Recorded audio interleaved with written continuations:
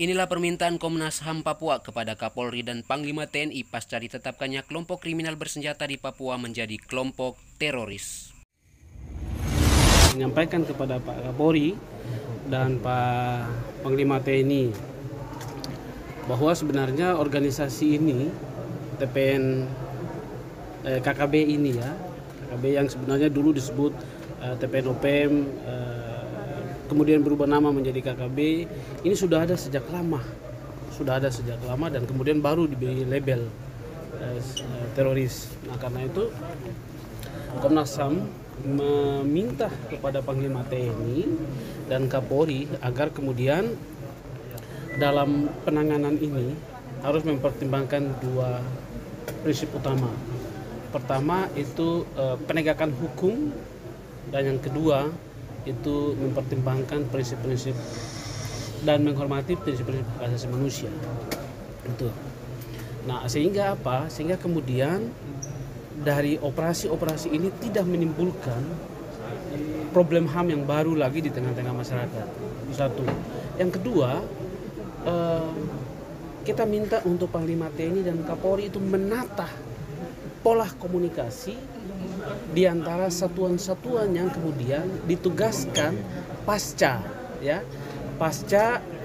penetapan kelompok ini menjadi kelompok teroris. Kita minta itu. Tapi sekali lagi yang terpenting adalah operasi penegakan hukum, tapi juga harus ada operasi kemanusiaan.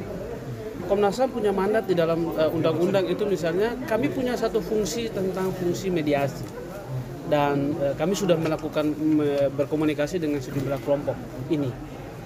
Tentu berbagai pandangan mereka ada bermacam-macam, tapi Komnas HAM sudah meminta dan Komnas menyampaikan terima kasih karena kemudian Pak Kapolri dan Pak Panglima TNI itu menyanggupi dua hal.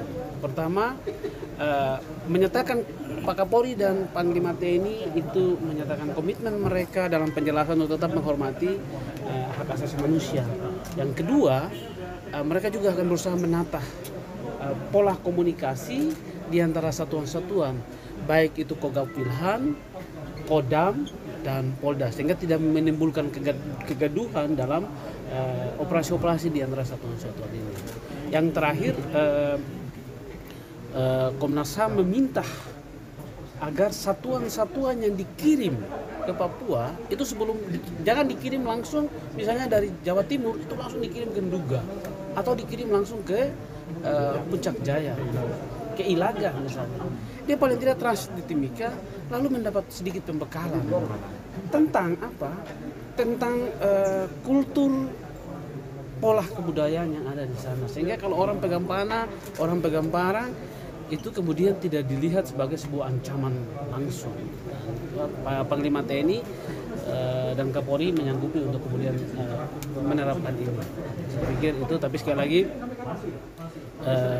Komnas HAM meminta untuk mengedepankan pendekatan penegakan hukum, bukan pendekatan operasi, karena itu jauh lebih penting. Dengan pendekatan penegakan hukum, maka operasinya itu terukur, tindakan-tindakannya juga terukur.